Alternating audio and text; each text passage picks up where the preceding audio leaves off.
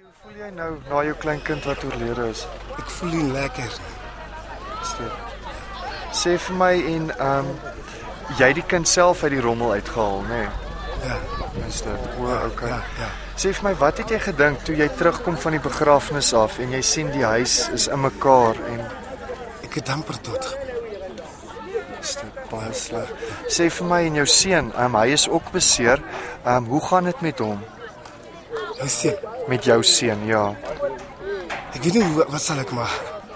Is dit? Ja. Maar gaan dit hy's by die hospitaal, nê? Dis by die hospitaal. Maar gaan dit beter met hom? Ja, ek seker ek gaan beter. Seker, jy weet nie regtig nie. Ja, ek weet nie regtig. Okay. Dat jy nou nadat die huis nou af is, waar gaan julle nou bly? Waartoe gaan julle nou gaan? Ek weet nie waar sal ek bly. Is dit? Ja, okay. Dat jy baie dankie, hoor. Dankie. Wind het gekom. As ek goed die wind nou, ek goed my huis het geval. Ek weet after that what can happen next. Plezier van my kind.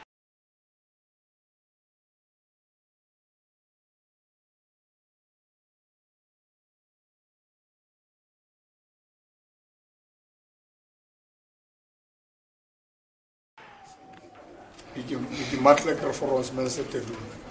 Ons is baie bereid as die regering van die Vrystaat. Baie dankie.